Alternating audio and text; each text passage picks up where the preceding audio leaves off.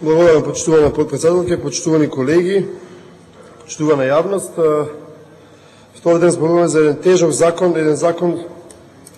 кој што ние опозицијата сметаме дека ќе нанесе многу штети на вработените во овие компании и сметаме пред се дека овие штети ќе бидат нанесени само заради незаконското, криминалното, коруптивното владење на оваа власт и менаџерите во овие компании. Јас ќе задржам на предпоставам можеби најболната тема, а тоа е Тутунскиот комбинат Прилеп. Утро видов на провладените медиуми дека наводно премиерот Груевски, вице-премиерот Зоран Ставевски и целиот економски, така наречен владин тим, го убедувале, имале добри информации дека најбогатиот човек на светот, господинот Карлос Слим, се заинтересира за Тутунски комбинат.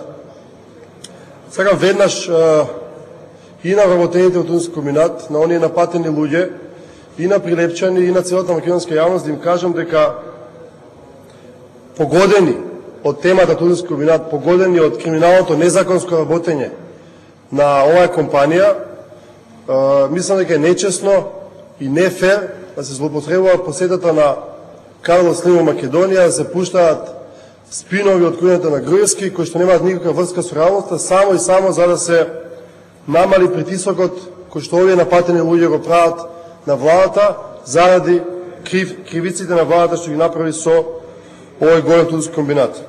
Никаков Карлос Слим, почитувани колеги, никакви кинези кои што другиот вице-премиер Пешевски ги најави дека ќе инвестирали и ќе окупувале Тутунски комбинат, нема да дојдат, кога ќе видат сликата на криминалот што се случува од 2008 навака, а особено од 2009 до денеска во Тутунски комбинат.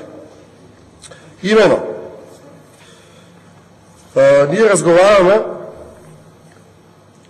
и тоа е точно, дека од 2008 година Тутунски комбинат е чиста компанија во 2008 и без разлика на вашите обиди за дифузирање на темата, без разлика за вашите обиди за враќање повторно на минатото кој е крив, мислам дека е честно во ова собрание и пред луѓето што чекаат спас за оваа компанија да кажеме дека, да видиме што се случуваше од 2008 до 2012 година. Точно пред 3 години, почитувани колеги, по мај 2009 година, во ова исто собрание, ова иста влада на ВМРО-ДПМН донесе закон со кој заклучно до 31.12.2008 година поборувањата кои ги имаше државата од 4 загубари ги претвори во траен влог, со што на сметка на акциите од акционерите ги исчисти загубарите долгови. Акционерите повторно трпеа, но загубарите беа исчистени долгови. Оваа мерка од страна на вработените јавноста, па и ние опозиционите партии, беше пречекана на начин за кој што се подготвува некој вид на приватизација на овие загубари, со што и ние препоставуваме, се надевавме дека оваа агонија на овие 3-4 луѓе, што буквално немаат крај со крај да сврзат во денот, оваа година ќе заврши. По 3 години од ова бришење на долговите, што се случува? Се случува, почитувани колеги, во Тутунски комбинат во Прилеп, свесно пропаѓање, уништување, создавање на огромни долгови и богатење на одредени поединци во врвот или блиски на ВМРО-ДПМН. За тоа е типичен пример Тутунскиот комбинат во Прилеп. Бидејќи периодот пред 31.12.2008 година со претходниот закон фактички се исчисти од страна на владата, фер е да го анализираме, да ги анализираме последните 3 години во кои што требаше да процветаат овие компании. Ова се бројки од званичните завршни сметки, ревизорски извештаи и извештаи објавени на македонската берза. 2009 година, почитувани колеги, Тутунски комбинат Прилеп има загуба од 30 милиони евра. 2010 година, почитувани колеги, 5,6 милиони евра. 2011 година 20 милиони евра. Или вкупно за само 3 години фрапантни 56, повеќе од 56 милиони евра. Ние знаете, во минатиот период и на пратенички прашања директно на премиерот Груевски му ги поставуваме прашања. Тој неочекувано нервозно и збунето реагираше, велеше дека ги провери овие работи. До денеска не видовме никаква проверка од страна на владата, никаков одговор. Се надевам дека премиерот и вице-премиерот Ставевски му окажале и овие загуби и овој криминал во Туниско комбинат на потенцијалниот инвеститор Карлос Слим.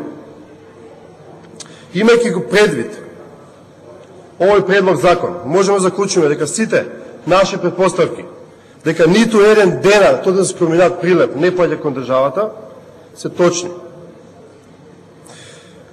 Имено, имам информации дека само по основна законска давачка од 9 денари по пакло, Туниски комбинат и нема платено државата во изминативе 3 години 14,6 милиони евра.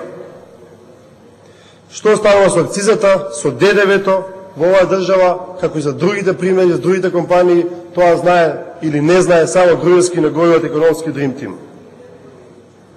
Ќе кажам 3 примери за цигари, кои што немаат никаква пазарна логика, за извоз на цигари, кои што немаат никаква пазарна логика и во основа на кој ние заклучуваме дека се прави огромен криминал кој што завршува во приватни джебови.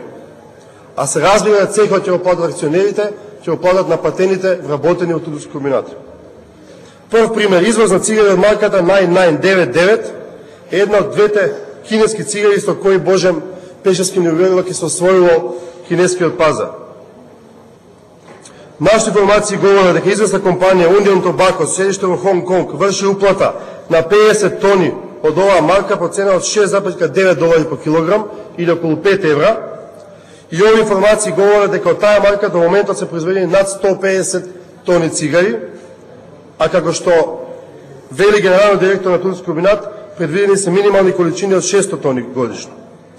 Втор пример, извоз на цигари од марката Тату. Известна компанија МТИЦ Компани, седиште во Никозија, Кипар, купува од овие цигари по цена од 6,5 евра за килограм. Трет пример, извоз на цигари од марката Бренд. Известна компанија Везвалди купува од оваа марка цигари по цена од 6 евра за килограм. Сите овие бизнис делки се случуваат во периодот 2009-2012 година до денеска. Што е важно за сите овие продажби на цигари? Сите, почитувани колеги, се извезени по цени кои немаат никаква реална врска со пазарната вредност. И ќе ви кажам каков е примерот, дека до пред 6 години извозот на пример на цигарите на марка Партнер беше по цена од 7 евра за килограм, и тоа на граница на рентабилност. А се работи за цигара која што е под квалитетот на овие претходните споменати. Последните 6-7 години цените на тутуните на светските пазари се во просек за 40% повисоки. Цените на репроматеријалите се во просек за 50%, додека цената на енергенсите е речиси 100% повисока.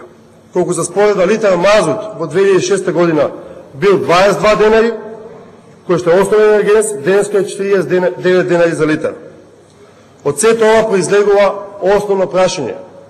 Како е можно, кога до 2006 година извозот за ниско квалитетни цигари се одвивал по 7 евра на граница на рентабилност, а сега со вакви скапи репроматеријали, со ваква скапа енергија, извозот на цигари да биде по цена од 5, 6 или 6,5 евра.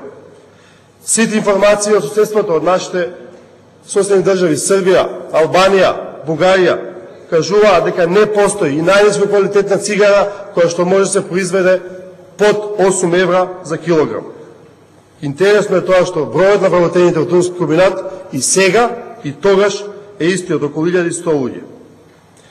Имајќи ги пребит овие податоци, произлегува дека разумна економска логика кажува дека секое производство на овие марки цигари, кое што ќе биде под 8 или 9 евра за килограм, предизвикува огромни загуби кои всушност се гледаат во завршните сметки. Клучното прашање, колеги, за вас е: каде и во кој джеб завршува разликата од овие 2 до 3 евра по килограм? Членот на извршен комитет на ВМРО-ДПМН Маља Ристовски, покрај тоа што е градоначалник на Прилеп, е и член на највисокото извршно тело на партијата на власт. Место да гради катни гаражи, место да прави разни безсмислени проекти низ Прилеп, нека каже во кој джеб завршиле овие пари, зашто луѓето од Туниско комбинат се на граница да преживеат и зашто им виси нивната судбина, за да можат менаџерите, директорите, луѓето што цапале од медот, сега шетаат со луксузни автомобили и да заработуваат огромни суми на грбот на граѓаните. Благодарам. Благодарам. За реплика е пријавен господинот Стеван Анџија. Димитар, повелете.